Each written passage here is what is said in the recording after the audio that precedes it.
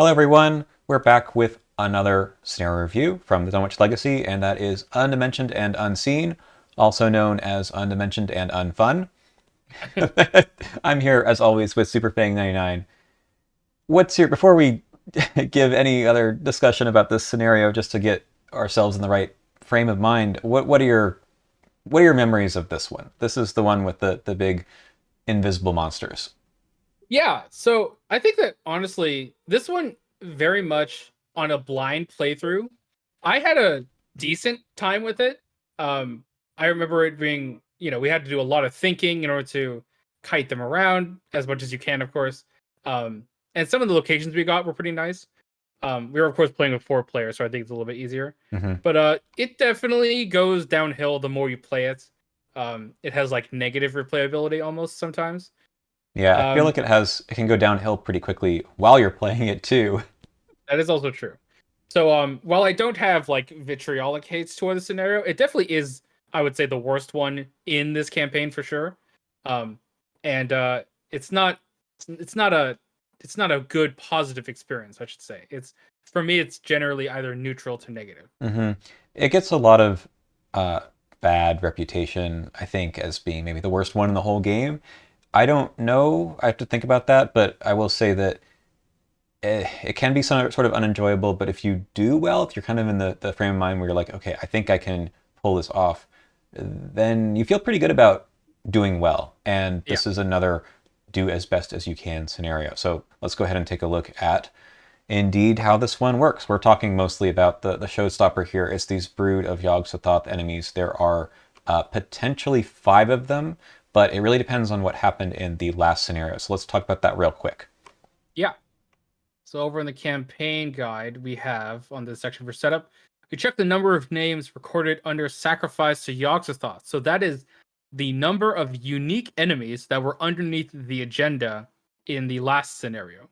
Alternatively, if you resigned and or lost that scenario, that would be everyone. So that'd be at least 5 of them in there. Um, so, depending on how many names you have, you do something different. So the more names you have, aka the worse you did in the scenario, the quote unquote easier this scenario is going to be. Since it removes a bunch of them, if there are, for example, 4 more names, it removes 3 of them and sets 2 of them aside. However, for example, on the bottom side, if there are 1 or fewer names listed, aka you did really well in that scenario, um, you basically put 2 of them into play, one of them at Cold Spring Glen and one of them at Blasted Heath, and set the final 3 aside. So the beginning of the scenario varies wildly in how you did in the last scenario. One of the things that's kind of weird is like, what do you do at the beginning of this game? We'll talk about it in a second, but like if there's none of them in play already, you I don't want to say it's easy, but like you don't have much to do other than Right. try to advance the act. And that's kind of a negative about the scenario is that it's really based on are those monsters around? And if not, you kind of are waiting around until they show up. Yeah. You're either winning around via the agenda flip Hmm. or an encounter card that appears in the scenario. Hmm. So either you wait the timeout, maybe you try to get set up, try to get some clues to put on them, and we'll see why that matters in the future. Um, but So yeah, there could definitely be some waiting around in the scenario for yeah, sure. and you get a random weakness at the beginning of this one too, just for good measure. Yeah. And let's look at these guys. So whether or not they show up, there's 5 of them. They're all the same. 6 fight, 1 health, but plus 1 per player health, and 3 evade. Massive. That's really annoying. And then Yeah. cannot be damaged or attacked except using the ability on Esoteric Formula, something that you do not get right away. Right. So, in order to get the esoteric formula, you need to pass the first act, which just means that you spend 2 precludes at the Watley Ruins, Hmm. which is over here on the right. Once that happens, if Dr. Armitage survived, which is, I would say, likely but not impossible, um, you get an esoteric formula. If you didn't, you still get it, but you had to spend some time there, so you put some doom on the agenda. Hmm. Um, Honestly, that's about it. Other than that, you're on the second act. Just defeat them all. If there are no copies in play or set aside, you advance. So, notably, for the scenarios or the situations where you get Brood of Yogg-Sothoth removed from the game, those are effectively already done for you. Um, So you only have to worry about the ones set aside or in play. Mm-hmm. If you want to advance. There's Correct. also an easy way to get out of this scenario, which is a resign. We'll see in a second. So Yep. let's look at the esoteric formula. There's one for every investigator in the game, and it's a spell. It does a fight action, uses willpower instead of combat, +2 for this attack for each clue on the attacked enemy, and you can only use it on an abomination. It does work on other abominations in this counter set, but you're mostly using this to deal 1 damage at a time Yeah. on the Brood So of Yogg-Sothoth. this is the main pain point of this scenario, the esoteric formula, and in general, how you deal with the Bruiser Yogg-Sothoth. The fact that it is one, it is effectively a skill willpower that is rarely built to be offensive, except for mystics, of course. That it means that in general, other investigators are going to have between 2, 3, maybe 4 willpower. And these guys have, starting out, 6 fights. So there is basically no way that anyone who isn't a mystic, even if they are a mystic, they're going to have a tough time dealing with the broods without getting bonuses to their skill value. Mm-hmm. Which means you need to get clues on these broods. Like, you have to. Um, Notably, that's why the powder of Ibn Ghazi from the last scenario comes into play with clues. And actually, I think I've deleted that card. I should probably go get it. All right. All right, here it is. Yeah. So it begins the game with X clues on it. Oh, also note it is an asset, but the setup does say that whoever has it puts it into play. Ah, okay. So you don't have to draw it. That's nice. Anyway, so it has clues on it depending on the number of characters who survived. And as a free trigger, you can move clues from the powder to exhausted Brood of Yogg-Sothoth enemies at your location. So obviously, if you can evade an enemy, or Brood, I should say, then you can get the clues on. Mm-hmm. And then there is a not awfully known rule of enemies exhausting after they attack in the Mythos phase, in the enemy phase, where during the upkeep phase, after the enemies have all attacked, there is a free trigger window for you to put clues on them. So that is another way to get them on. Yeah, If they so attack you, they have to attack you. just get attacked for 2 and 2 and then put a clue on them. That sounds like Yeah. fun. Yes. Although of course you can put as many clues as you want from the powder onto it. Yes. Since there's no limit. Yeah, and there's just not that many clues in this particular scenario. So the number of times you can do this is fairly limited. And other ways Yeah. to get clues onto them is also kind of a thing. Before we talk about that though, just sort of clear up the other part that I think is a sticking point is just that it does 1 damage at a time. There's only, so in 2-player 3 health, you have to do this 3 times, but you can probably do that in 3-player, like killing them in 1 phase. But if this is a 4-player game, you really need to exhaust them. And you might think, hey, like commit Vicious Blow, commit something else to do extra damage. Well, you can't because it says they can only be damaged or attacked using the ability. And there's some old ruling that I think is terrible that says that even if you commit Vicious Blow, it wouldn't do any extra damage, or Zelius Elder Sign wouldn't do extra damage. I know you're about to say, hey, it's a combat test, not the icon that Vicious Blow has. But if you could, for some reason, like with cards like, which one is it? The Carson card, Bestow Resolve? I think so. Yes. Yeah, that would potentially work, but there's some old ruling that says you can't do that. They really want you to spend 1 action at a time, and I think that's really, really tough. Yeah, it's pretty tough. I think that's the way that this scenario could be solved. There's a lot of ways this scenario could be solved, obviously. Mm-hmm. But the way that we should talk about this. The way that the brutes move is from text on the agenda, which is at the end of the enemy phase, they move towards a random location. And so their movement is erratic, and the action cost to defeat them is very high. So I think that because the return to you does do some things, but if this scenario had ways for you to mitigate those things, either by having less penalties for moving into their locations, because some of the cards in this encounter set deal you horror if you move into the location. If you had a way to, maybe if they don't make a tax opportunity somehow, I think that would be fine. Mm-hmm. And then if there were ways to deal extra damage to the brood, like maybe you spend clues that you have to deal more damage, or I don't know, if you succeed by X, you deal more damage or something like that. I don't know. Um, I think that there would be ways to fix it, but they do not exist in the scenario. So it really funnels you into you deal 1 damage per action, do it X times. That's how you win. Yeah. Well, it might not even be X times. Before we even look at the locations, we have to talk about the things that might change the nature of these beasts. We have 4 copies of Towering Beast. Yeah, I don't know why there's 4 copies. I don't know That's either. insane. That's insane. Uh, so first off, Yeah, it makes it. I mean, you have to put them. You can put on all of them on one, and that's kind of the way I usually play this. And you just forget about that one. But yeah, if it's at your location, you take a damage just because, and then attached enemy gets +1 fight, +1 health. So it just makes it even harder to kill them, and that's not fun. Yeah, I think that okay, so if I may, Sure. the worst part about this is that it double dips. It makes it both harder to hit them and have more health. I think if they did one or the other, this card would be less egregious. But they did both, and it's insane. Yeah, I agree. It's tough enough to even bother to deal with these guys. This makes me want to run away. And I get from a flavor perspective, you're I mean, these are invisible beasts. Like, what are you supposed to do? Well, I want to play the scenario, right? Like, give me some kind of a chance. And I don't think they gave us enough of a chance.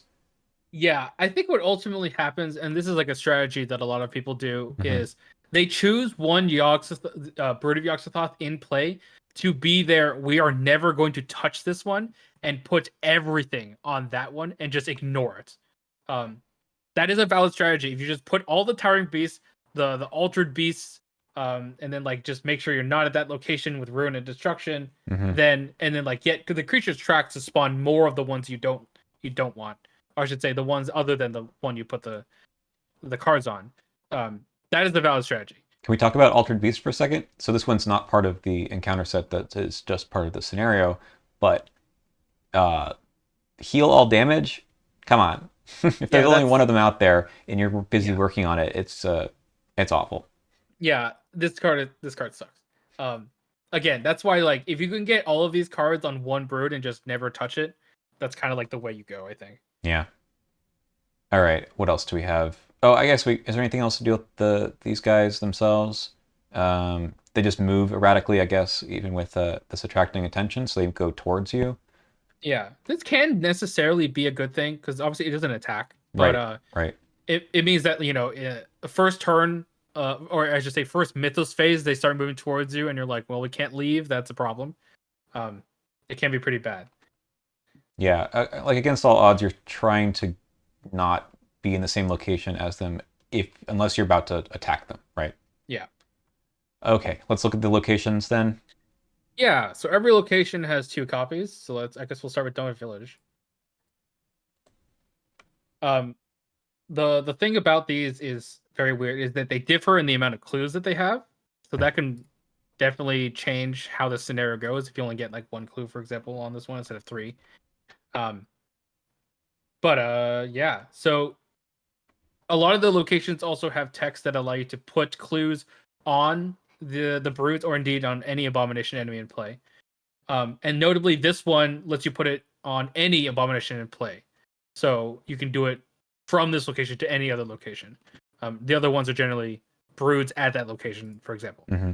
Yeah, a lot of these locations have some way to put your clues on them, and it's just that's all it does. I've seen some people get confused where they think that the flavor text here means something like where do I get the hounds, or they're looking for something else. Maybe not this one, but there's a few other ones that Yeah. seem to be game related, mechanics related, but they're not. Yeah, and ultimately, all of the abilities that put clues on things are group limit once per game, generally. I hate that. I really hate that. Yeah, I think that is also a big pain point of this scenario. Like, if they had a way for you to be able to do them more, like maybe if they were group limit once per round, or if there was actual cost to doing this free trigger, like I don't know, take a damage because the beast, the hounds are fighting you, and then you get to do this thing, right? Hmm. I think that would be way more interesting. other one is just you get to move any of them towards Dunwich Village. That's good. Yeah, it's this one is good, especially for the characters that don't have high willpower, so they can use their actions to move them towards Dunwich Village if someone else is there, for example. Mm-hmm. Um, but yeah, it's all right. All right, next ones. All right, yeah, let's do Cold Spring Glen because these ones are nice. So on both of these, the enemies get -1 evade, so that's pretty nice. This one allows you to put 2 clues on an abomination enemy in Cold Spring Glen.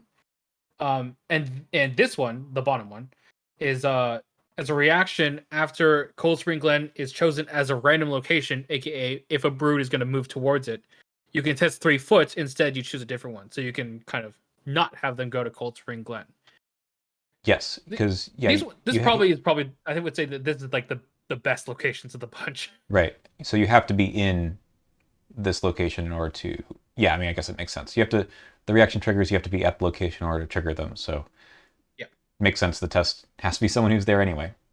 right. Yeah. All right. Makes it easier to evade them. Down to 2 is much better than not. Yes. All right, let's do Tennecker Meadow. So this one is you get to place a clue from the token bank on an abomination enemy, and at the end of the round, remove one. It's honestly this reads better than it is because obviously it's a clue for free. You didn't have to get a clue. I should note the other ones. The other ones require clues that you have or Right. investigators at the location have, notably. This one is from the token bank, but you only get it for 1 round. It doesn't really help a lot, I find. Yeah, I think things have to line up really, really well. Yeah. And speaking of lining up really, really well, Ten Acre Meadow. So this one is each investigator in Ten Acre Meadow adds a clue to an abomination enemy at Ten Acre Meadow. So not only does there need to be a brood here, not only does everyone need a clue for this to be most efficient, but they all need to be here also. That's a tall order. Yeah, and you get to trigger it just once per game. So either you wait for everyone to come there, or you just take advantage of being there yourself. Yeah. All right. Let's go to the Watley Ruins later. Let's All do right. the other ones. So we have Blasted Heath. It's hot up here, I think. Mm-hmm. So why this one? I hate you. Why is this one in here? Why? I don't know. Anyway, so this one is investigators here place up to 2 of the clues. Yep. Pretty standard. And we have Devil's Hop Yard. And interesting, the only one that has per investigator clues, actually, except for this one. Yeah. So this one is each investigator puts a clue on an abomination. So the same as that one from Ten Acre Meadow. Mm-hmm. And then this one is just an investigator places up to 2 of theirs. So not investigators in the Devil's Hop here. Only 1 investigator. Yep. Which is really weird. You know, it might be better with some of these if they weren't group limit. Like if it was just limit once per game and then everyone could do it. But then there's not enough clues, I think, on the map. Yeah. All right. Last ones are going to be where you have to go in order to pass the first act. So there are a lot of clues here. And they both have the -1 willpower thing, which is awful. It is awful. I will say, I think it's a very interesting part of the design of the scenario because of the fact you're forced to go here, it means that you can't just stay here and do the scenario entirely from here. Like it feels like you need to leave because this also has the best abilities on it. Yes. Notably putting uninvestigated may place up to 3 of their clues on a thing here for the left one, and for the right one testing book to move a brood anywhere. So I think that it is actually it's painful to be here, of course, but it is balanced by the fact that this location does have the best abilities in the scenario. All right. I guess that's true, but I think it's too painful because if you get stuck here, or if the best way for tempo or whatever else is to deal with these broods because they're coming to this location, it is very hard to get out. Notably because of all the other encounter cards in this in this particular scenario are willpower tests as well. Yeah. And you can get totally just brutalized. I think you got the rotting remains, frozen in fear, Eager for eager death. for death. It's the unhallowed country. Yep. It feels bad. And if the enemies were not so hard to get away from, I'd say okay, sure, but you have to go here, and then you need to get out. Yeah, absolutely. If like maybe if this was instead of the -1 willpower, it's like the first willpower to test they take it -1 or something. I don't know. Sure, sure. Um, The other right. problem is if you pretend this is not here, getting around to the other locations on the map is really hard to do. Yeah, absolutely. So I get that they probably tried this and they're like, yeah, we know willpower is important, and oh, by the way, there might be 3 whippoorwills here. You know, you're hosed. Uh, Yep. all right, let's look at the rest of the encounter sets then. Yeah, let's do it. All right, we looked at a few of these already. This is the way that you get um, more brood of Yogg-Sothoth. So when you kill one and then there's just nothing left on the map, then you need to wait for the agenda to advance, as you said, or wait for one of these to show up, or you just say, "Who cares? Let's leave." You can always go back and resign. Yeah. Yeah. This card is cool, I think, actually. It's an interesting decision point to be like, um, we're at a good time now. We can spawn another brood, or we're waiting for one, so let's just spawn it anyway, or there's too many. I can afford to take 2 horror. It's fine. Mm-hmm. Next one is, as you mentioned before, kind of good. You It want them to be near you. Yeah, it can be. In the wrong situations, it can also be devastating. For example, if this moves a brood that has the altered beasts on them, then Mm-hmm. you're like, well, I could just die from this. Um, or like this surges into ruin and destruction, so it attacks you if you fail. Or sorry, it's not. It's just a rotting. It's a grasping hands, right? Mm-hmm. Um, but yeah, it's interesting. Yeah, this one is grasping hands for everyone. Everyone, of course, you have to be at a location with a brood. Yes. So it could be that it screws someone else and they get another encounter card also. Yeah, that's true. It's a fine card. I think it's thematic. It's tough, but it's the only agility test here. Yeah, But I mean, it's just there. I think it's okay for encounter sets to have something that is, oh no. But I think there's a lot of oh no's in this set. right. Like the next card. Yeah, we talked about this. Why are there 4? I'm with you I don't there. know. There's so many. So many. Yeah. We talked about Altered Beast, but there are some other Abomination enemies, and they're pretty important, I think. So the Yep. Lupine These are Thrall. these are a new encounter set. Mm-hmm. This thing is uh I feel like I want to ignore it, right? It spawns far away from you, but then it comes after whoever has the lowest agility. Yeah. 4 fight, 4 evade. It's pretty beefy stats. It honestly, I would say that, in a modern campaign, you're at scenario 6. This feels like something you should be able to deal with. I think in Dunwich, especially because of the low experience that you're getting, Mm-hmm. it can become very difficult to deal with this guy because you don't have a lot of tools to be able to do it. Like, what are I don't like, especially in the early game, in the early life cycle of this game, like, what tools did you have to defeat this guy? A shotgun, I guess.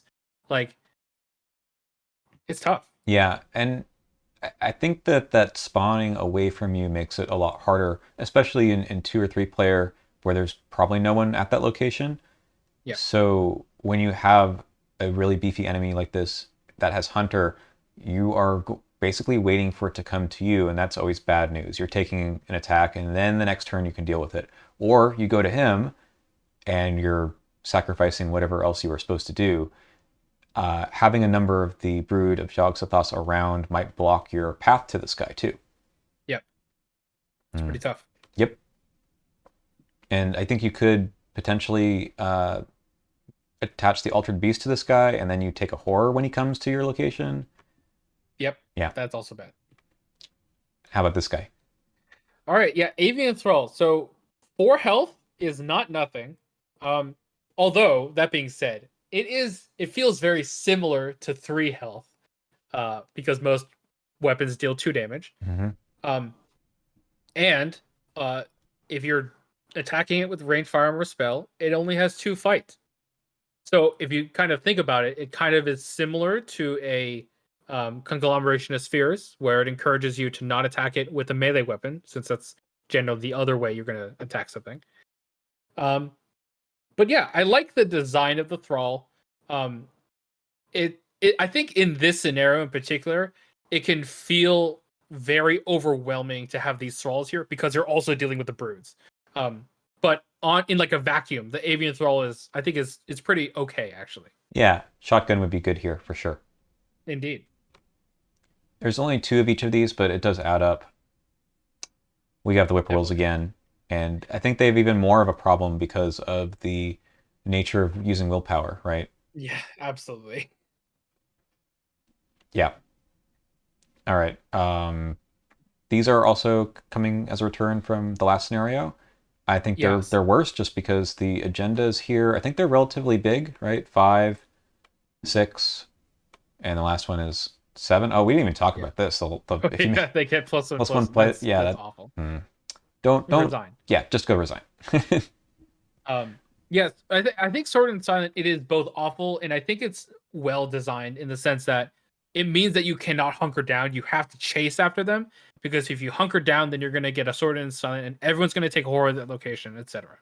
Um, so in what it's trying to do, and you like moving towards them and hunting them, I think it makes sense. Hmm. But it can be pretty bad. Yeah, it really just makes it so that the map is a significant part of the scenario. It's not just the enemies; it's the map itself. Indeed, and yeah, definitely. All right, Unhallowed Country. We've seen it before. I don't think it hits like it did in the last one. I mean, you want No, your allies, but you know, yeah, it's okay. yeah.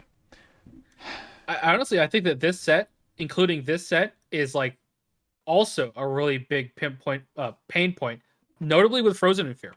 Um, you need to move a lot, and you need to attack a lot. So I wonder what would happen if the broods, instead of taking 1 damage for 1 action, took 1 damage for 2 actions. That seems bad. Or evading them. Yeah, Yep. yeah, And if you, so you basically, we'll touch on this in a second, but like if you can't pass willpower 3, and maybe you don't have a high willpower stat to begin with, and the whippoorwills are there, or you're at the Watley ruins, I don't know. This is just here forever. yeah. Go resign. Mm-hmm. If you can get there, because it'll take you extra actions to get there. Yeah, Rotting remains just more pain. yeah. That plus the altered beast can really kill you pretty Mm-hmm. fast, And as well as Eager for Death. I guess we don't have Psychopomp song, so that's good. That is good. Or Although that would be damage, that's the right? damage one. You're right. Okay. Yeah, The other one, the one that we don't doesn't come till Circle and Done. Yeah. correct. Wow. It just adds up. There's just there's so much. Do you want to talk about cheese? Yes. Okay, so the cheese that I know, and I know that there's a couple. The main one is Waylay. Mm-hmm. So I'm gonna go get Waylay over here. Sure. I'll just mention that the reason all of this cheese happens is because we can talk about these being non-elite. Correct. So Waylay. Choose an exhausted, non-elite enemy at your location. Test agility X, or X that enemy's evade value. If you succeed, defeat that enemy. This is one of the few ways that you can defeat an enemy without damaging it or attacking it. And therefore, if you can exhaust the Brood of Yogg-Sothoth and also play this card, you can defeat them, It just goes and it right into works. the victory display. Yeah. So at this point, obviously Wendy could play it. It is a card that she can play. This is a Carcosa card, so to be fair, this didn't exist at the time the game came out. Mm-hmm. Wendy can play it. Obviously, Mark can play it. I guess It's a tactic. He's his got 3 tactics. evade, right? Yeah, that's true. He could bump it with his damage, I guess. Mm-hmm. Um, I guess Ashcan Pete can take it. Be pretty difficult for him, I think. He could do it, sure. Yeah, he could do it. Um, who else? Well, any of the Dunwich investigators. Correct. That is true. So, I'm sorry. I was like, who has good agility? Jenny? No. Um, Jenny's got 3, so does Rex. yeah, I guess so. Anyway, so this is this is one way to solve them. Yeah. There are as well mind wipe shenanigans. Mm-hmm. So Mind Wipe, So if you're going to go grab it, we could look at it. It only works for the end of the phase, I believe. correct. Yeah. It means that you can damage them without having to do with the esoteric formula. That's like the main benefit of it. The problem, though, is that the whole printed text box includes the victory 1. Correct. That being said, the end of the scenario checks for how many broods were in play or set aside still.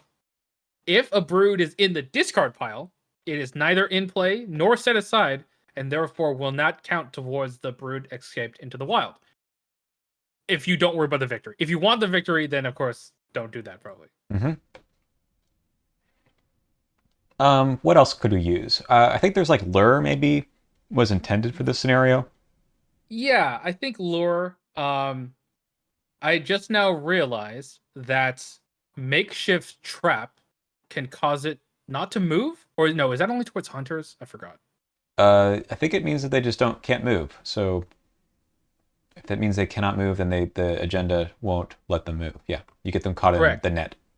So yeah, tripwire. Sorry, yeah, makeshift trap nets. Not only enemies attached to it cannot move or make attacks opportunity. That's actually huge. Yeah. So this is a Scarlet Keys card, by the way, so very new. So that is some hot tech, actually. Yeah. All right. All right. I gotta give that a shot, actually. Yeah. That with remote configuration could actually be huge. Yeah, because then they're in a different. Yeah, that works. You can just put them down, and then you can either move in or move in some other time when you're ready to deal with them. And also, I just played with a parallel Ashcan Pete. If he takes Waylay, also that's a great package. It's and he can take lure. Yeah. Wow. Okay, we're gaming this scenario. Ambush? Does ambush do it to non-elites as well? Oh, but it won't do any damage. That's not going to work. Right. Yeah, it doesn't deal damage. Under surveillance. Under surveillance. That gets clues, right? It'll get a clue and automatically evade. It won't ready. Correct. That's not bad. Yeah, honestly, like the 3 evade on these guys can be useful, right? We talked about Waylay, but slip away probably can put them down for a bit. Mm-hmm. Yeah, that's true. Yeah, basically anything that can evade these guys is very useful in this scenario for sure. Makeshift trap plus the Cold Spring Glen could put it down to just 1 evade. That is true. Get your quick learner out or something and exploit wow. The weakness. makeshift trap also gets -1 fight. That's actually really huge. Yep. Does exploit weakness do defeat the enemy? No, it just discards it. That's right. Yes, exploit weakness would just no, actually exploit weakness it discards it. Discard, yeah. Well, I mean that works like the mind wipe then. Wow. Okay, there are some things. There are some things. Wow. The problem is a lot of those things, maybe not in certain decks like Parallel Ashcan Pete, but a lot of those things are like not things you want to run in the rest of the campaign. Yeah, definitely. And if you're building your whole deck around this scenario, just resign. Just resign. No, yeah. To like legitimately, yes. This scenario, while it is very difficult, and while you can get technically upwards of 5 victory from this scenario, often feels like it does nothing. Mostly because the thing that you're trying to prevent, broods escaping into the wild, all it does is it adds doom to the first agenda in the next scenario, which I have never found to ever matter. Yeah, that one has huge doom thresholds. Yeah. Yeah, so then it kind of comes back to how I started the video. Like, is this worth the trouble? And I mean, again, if you're like playing to play this scenario, then sure, try to do as best you can. Otherwise, like, don't bend yourself out of shape for the kind of terror that can be the way this one ends up going. Yeah. Again, it's a lot of it is about the random movement, because it makes it very hard to plan. Like, oh yes, if that brood was here, I would be able to get 3 clues on them and then deal like 3 damage. Maybe that just doesn't happen, and so you're like, well, it didn't happen. Time to go. It just moves them the other way, and you're like, well, I guess that's it. Yeah. All right. Anything else you want to say before we go over to some general thoughts with the ratings? Oh, we didn't talk about the scenario reference card. Oh, well, all right. Oh. Uh, Skulls -1 for each bird in play. That's not too bad. Probably -2 at worst, -3. I would hope. Mm-hmm. Skull is okay. It doesn't do anything really. Take a horror if you fail, which can be pretty bad, but not terrible. Cultist, yeah. Yeah, because it's cultist. Thank you. Tablet 0. This card. This tab. Yeah. Either remove all clue tokens from a Yogg-Sothoth in play, or this token modifier is -4 instead. Notably, if there are no clues on broods, you cannot choose to do that, so it's a -4. Mm-hmm. It's pretty bad. Right. Yeah, the other thing. Not if you fail, just if you are attacking or evading it, it immediately attacks you. That sucks. Are you kidding me? Wow. It doesn't even say if you fail. No.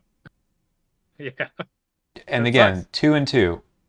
Yeah, maybe I shouldn't have taken the Necronomicon. So you could have 2 of those in the bag. Yeah. Also cheated, yep.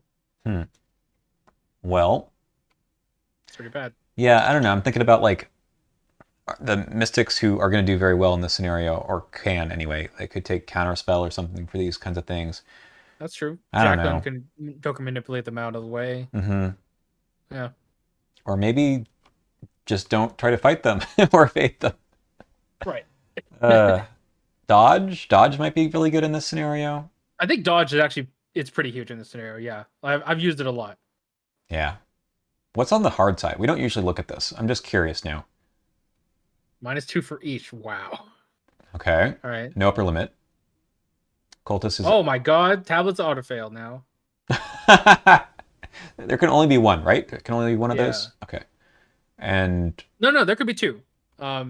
Didn't save the students and or Adam Lynch / the other guy dies. that's right.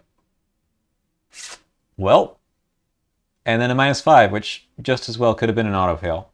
Plus, even worse because it will. You know, the fun part about Hardened Expert is like I look at them and say, I wish I drew an auto fail. Right. Yeah. Anyway, okay, that's this part of the scenario of our discussion. Let's look at some ratings. Okay, replayability. Yeah.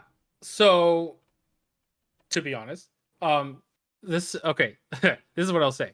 There is not more to enjoy in every second or third playthrough, but it can be different every time. It's not like it's the same every time. Whether or not that's a good thing is neither here nor there. I think this is tough because I think that I'm trying to come into these ratings with as little like, do I like this scenario a lot? Because I will admit, like every location has a duplicate. Where the broods go is pretty much entirely random, right? So that can change the scenario wildly.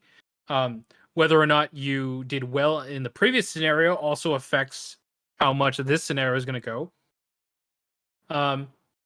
And yeah, I think there's some merit also to being like, I want to try the scenario out with these new investigators to see if I can do better, stuff like that. If you're kind of into that kind of thing, it's still like a bad scenario, but I think that there are some elements of replayability in the sense that it is not the same, purely the same every time.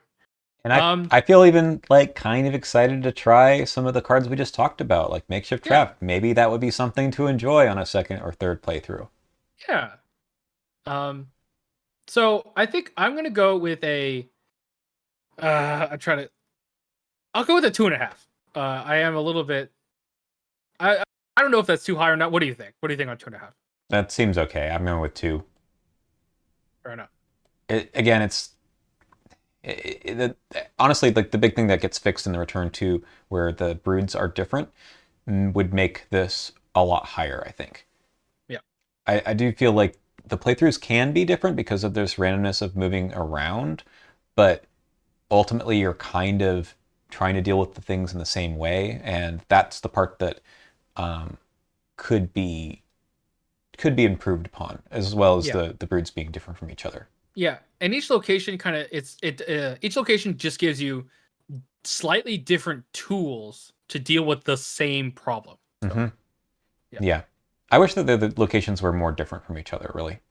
Yeah. And Or it had more interesting, like you can only, other than you can only do this once per game kind of things. yeah, I mean, we need to try to lure them into more places than the Cold Springs Glen. If there was something like you do extra damage in this location, maybe that's too OP, Right. but like something where you were trying to use the map more to your advantage. Right. Anyway, all right. Next one is going to be maybe we don't have much to say, or maybe we have a lot to say. I mean, I'll start. It's a 1. Yep. Um, yeah, I think this is a quintessential unfair scenario.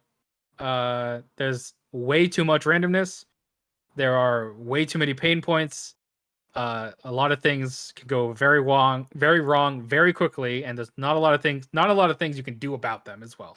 Yeah, Um, that's really the big thing. There's nothing you can do about them moving around other than yeah, lure maybe, but like don't don't try to add that because it might not show up in your deck, right? yeah, And it's not enough. It's not enough to deal with the them moving around in random ways. And the problem with the if they do move to your location and you're not ready for them, you're just kind of like, I better throw my whole hand at this evade and that's it. yep. One. It might be our first time doing this, or maybe there's I another think for one. fairness, maybe, yeah, Yeah. And let's just go to the next one. Balance. The problem here is about the willpower investigator. So, absolutely. what are your thoughts here? So I would say that definitely in the early stages of this game, it was a 1 for balance. I think nowadays a lot of investigators have slightly expanded tools to deal with the broods. Notably the stuff we just talked about with these traps and stuff, because I think that's really cool. Mm-hmm. Um it's not a lot because, it's still pretty bad relying on one stat. But there are now more ways to boost those kinds of stats in all classes that it cut like um the card base has widened enough where it kind of filled a little bit of the role of balance in this scenario. Um so with that, I think I'm gonna go 1.5. Ooh. It's not 1. It's Ooh, gotten a okay. little bit better, I think. I think. So I have a few other things to say about this, and this is going to be me starting to dump on Seekers a little bit. So one thing about the scenario that is annoying for fighters is that, yes, while there are enemies to fight that are not just the brood of Yogg-Sothoths, you can't fight them using the stuff that you brought to Yep. the game. You can't use your weapons, you can't use your stats that you've been boosting the whole game, so you feel kind of, well, I mean, Zoe at least has a 4, so it's not terrible. Mhm. But you can't get clues that easily to throw onto these guys. Um, but her way of boosting willpower at this point in the game is physical training and guts. Yeah, pretty much. So unless you got clues thrown on by a seeker, you're not doing much because you got to beat that 6, and that's really hard. What was Yeah. the tablet? Tablet was -4, Correct. Unless you remove all clues from a Yogg or which whatnot. would lower your um, bonus right to the test. Correct. If you're doing it from the brood you're attacking, it could be a different one technically, but I don't Ah, know why you would ever do that either. yeah, yeah. Anyway, so I believe it was Blood on the Altar, but I could be wrong, where Higher Education Level 3 came out. Yes, it was. So, yeah. Talk about a broken card. Yeah. I mean, it's problematic for a lot of reasons, but here is the way to get +2 willpower for one measly resource as long as you have 5 cards in hand. And you can just go crazy here. You can easily defeat these by just spending some resources, and you can beat the negative tokens pretty handily. I mean, you Yeah. need to get resources, but at this point, also like Dr. Milan, without the taboo, should get you tons. Yep.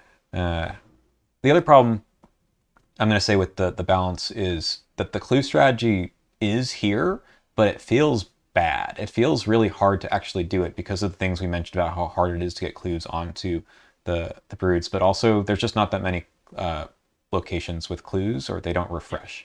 I think this Yeah. scenario would be way better if they, after each agenda, maybe you add more clues to the locations. Yeah, that would work.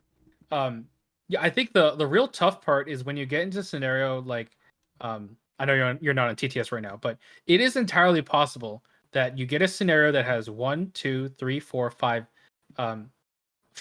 4 plus 1 per investigator clues on the entire board, based on the randomness of the locations that you drew. If, for example, you get a bunch of them that don't have a lot of clues on them, because they may only have 1 clue on them. If that ever happens, you are basically screwed, because you need the clues to be able to do the stuff. So if you have then unbounded ways of getting bonuses to your willpower, then that effectively solves that problem. Yeah. Yep.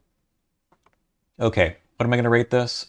I don't know. Like every time I played this since the first time, I've always tried to bring 4 willpower or more investigators into Yeah. the campaign just because I want to at least get one of them out. I've never tried to play this with a rogue that has like 1 or 2. Have you? Nope. Although, actually, I'm not sure. I would imagine though a rogue's role would be less of attacking them and trying to find ways to evade them, I guess. That's true. So that's a possibility, but Yeah. That's fair. But then the rest of the willpower stuff that you are forced to uh, forced to pick up rotting remains and frozen in fear kind of sucks. But yeah. I'm gonna I don't know. I'm gonna give this a 1 again. All right. It's just I, it's just not how you build your team usually, unless you know that this is coming up, I suppose. But if you do have all mystics, have you ever run this with 3 or 4 mystics? No, I have not, but that does sound fun. Yeah, I mean, at least you feel like you can put some kind of effort into it because you're already boosting those stats. I just don't like that about the game, that there sometimes will be a case where it's like, well, if I only had thought to use that one stat, and it dominating kind of the way that this can go. It's not completely the case, right? Because it's still 6 fight and that's still hard. But Yeah. I think starting with a 5 and getting +2 for every clue gets you to 3 up, I think, pretty easily. Yep. All right. Last one is the experience. Do we have a new and interesting gameplay loop? It's definitely new. Mm-hmm. As always. Okay. So let's I'm going to try and remove myself from thinking about this category as how much fun that I'm having, Right. and try to think about it on like interesting slash the fiction, the aesthetic of it, right? So the things that I will give it props for, the broods are extremely menacing. The way that they go, the way that they move, they basically ignore you the whole time. They can get bigger, very hard to hit them. That makes sense in terms of the lore, right? Because they're basically invisible. So that makes sense. When it comes to an interesting gameplay loop, I think that in a blind playthrough, it can be pretty interesting. A lot of the blind playthrough in this scenario, while yes, it can be like I can not do anything, is about figuring out that puzzle of like, is this possible? How many can we get? And it really only becomes very, very disappointing in later playthroughs that there is very little to that decision, or to that determination, I should say. Mm-hmm.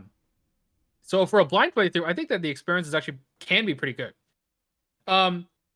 That being said, it is honestly like, if you were to use the keyword in here, interesting. I think that the gameplay loop is not interesting, because of the fact that there's so much randomness going on. It is much more tactical than strategic. You're kind of just reacting to what happened in the last round and where they went, Mm-hmm. and there's not a lot you can do in that area, especially if you start getting hit with more enemies, frozen in fears that are stopping you in your tracks. Yeah, that really makes a lot of sense. I like the way you put it for sure. Maybe it's better when there's not as many of them out, if there's just, or not as many of them to deal with at all. Like if you did pretty poor in the previous scenario, I feel like this can be a bit of a slog, and if it weren't as long of a scenario, then it might be better. I agree. I think also if you go right into the mindset of like, we're gonna get all 5, you're gonna have a bad time. If you're going in with the mindset of, I'd be happy if we got 1 or 2, then it kind of tailors your expectations to this scenario, and it can be like, oh, we got 2, that's pretty good. Mm-hmm. So with all that being said, I do think that it's not very interesting of a gameplay loop, but it does have a sense of fiction in there about how extremely annoying and powerful these things are. So that kind of makes sense. I'm gonna put it at a. Okay, you know what? I'm gonna go for it. I'm gonna put it at a 2.5 for experience. Uh, as of what I said. That makes sense to me. Uh, honestly, I'm gonna go to 3. All right. I agree with what you had to say, and really the problem is that it's too long. I Yep. think it's interesting when you first play it and when you come back to it, but especially because you start attaching those encounter cards to the broods and to the Yeah. locations, that it can go downhill. And I wish that there was just maybe a maximum of 3, and then that was kind of it. You said, hey, this was really awful or hard or whatever, but you feel pretty good about accomplishing what you could. But especially the parts where you do remove them from a play and then there's none of them out and then you're just kind of waiting around, Yeah. turns it even more into kind of like, okay, let's just walk around, get some more clues. Oh wait, no, I got the clues already, they're gone. The amount of rounds that I've had in this one where there are no clues anywhere is makes the scenario not great in terms of that experience. Yep. So like the loop is not bad, as you say, but I think there's just too many iterations of that loop. Cool. All right. We're going to talk about the Return 2 now. So if you have not played the Return 2, it is quite interesting. It does do shakes up a few things, but go play it first and then come back and we'll talk about it. We are back. We're going to finish up by talking about the Return 2 changes. There are no new locations. It is just that the 5 broods of Yogg-Sothoth have been replaced by 5 different ones. One of them's the same. So this guy's the same. But we have 4 different ones, and I guess depending on how you did again in the previous scenario, you will only get some of these out, but maybe all of them. Yeah. Let's start with the left one. Yeah. Gotta Right. say, starting out, I love the art on all of them. Yes, I think the art is really good on all of them. Yeah. And they all feel different too, art wise. So That's most cool. of the differences are on the damage that they do. Remember, the original does 2 and 2, 6 fight, 1 base health, 3 evade. They're all still massive, and they all Yep. still have the same text about can't be attacked except for the esoteric formula. This one, 7 fight.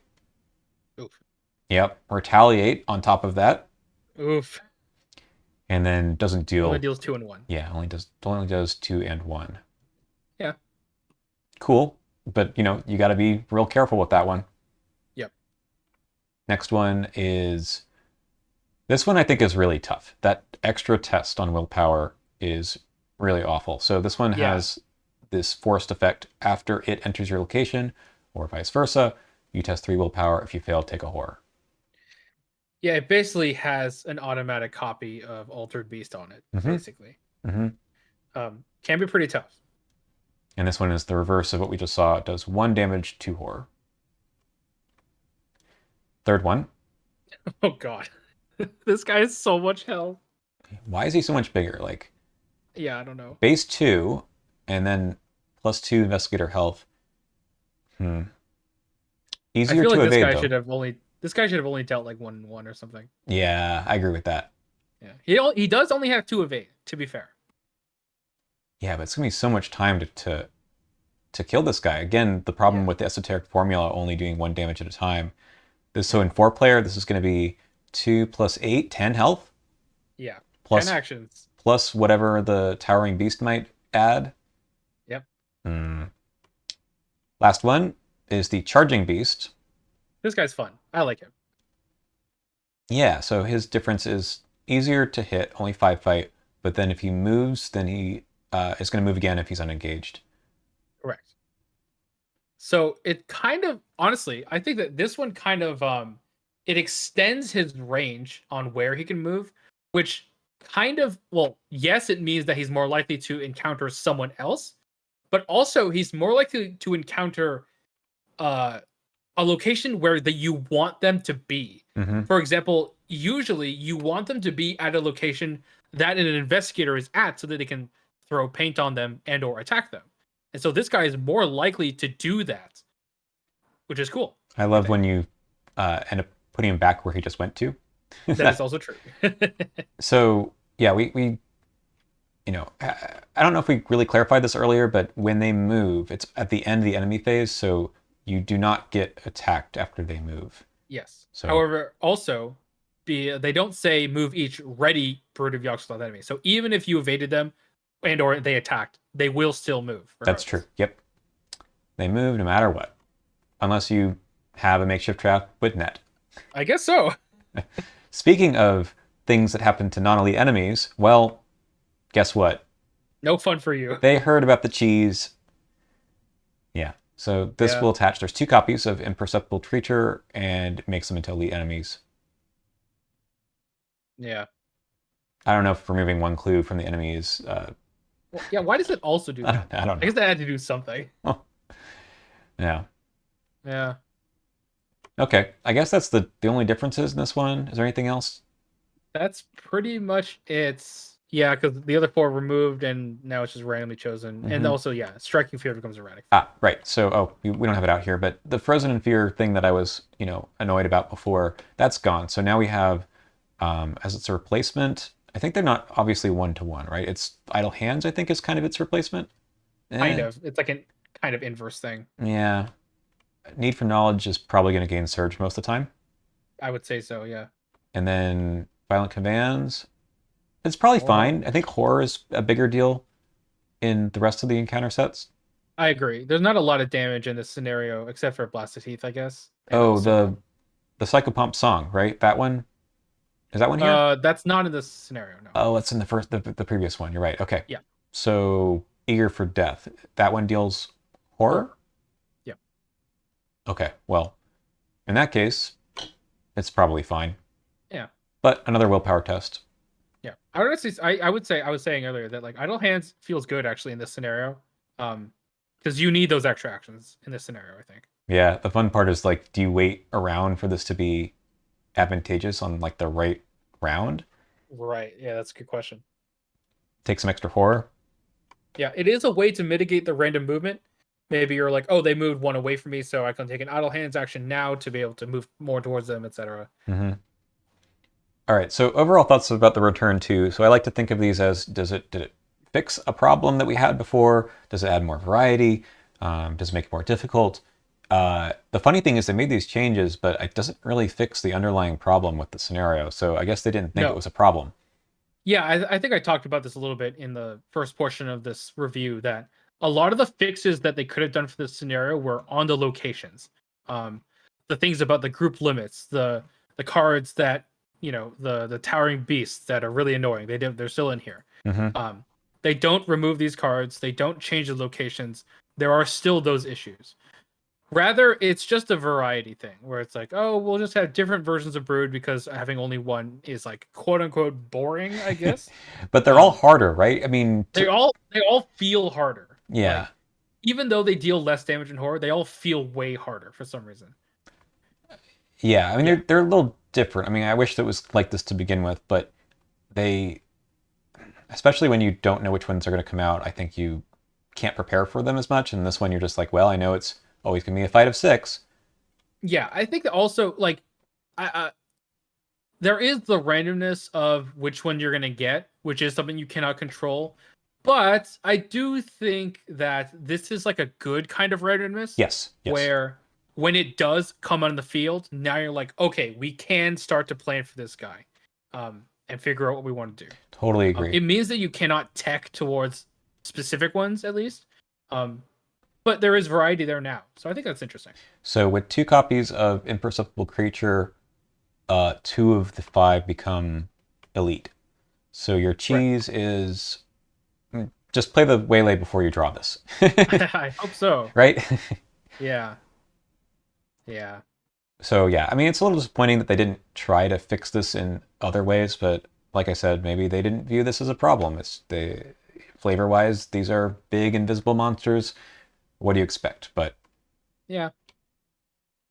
it's just interesting that the one thing that they said, no, we don't like players playing Mind Wipe on these guys, so you can't do that anymore. Holy shit. I just realized Parallel Ashcan is in this scenario is even more broken because of his guitar. Oh, right, because he can move these guys. Yeah. to his location, right? Because Oh my god! right. Okay. Are we gonna like spend the next 10 minutes thinking about all the cards in Ashcan Pete's Oh pool? god. He Uh, was made for this today. barricade, Oh my god. barricade level 0 probably sufficient, right?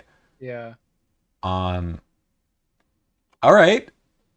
Maybe we're just gonna have to play this one just to see how much Parallel Ashcan Pete can deal with it. But you're right, the guitar is crazy Yeah. good. That's crazy. Man, we got to come up with one Anyway. more. Is there one more we can think of? Is Janae Beauregard? Yeah. I mean, she's just crazy good to begin with. Anyway. Prophesia Profana? Yeah, Just yeah, walk away? yeah. Yeah, just walk away. Locust is on Dunwich Village. Just go there and resign. Yeah. All right. All right. There's stuff in the card pool for this one. All right. I hope you enjoyed this video. It's a long one. We had a lot to say. Unfortunately, there's a lot of negative things to say, but I'm glad they tried this one out. I think they probably learned a lot from the design too. Yeah, definitely. All right. Thanks for watching. We'll see you next one, which will be Where Doom Awaits.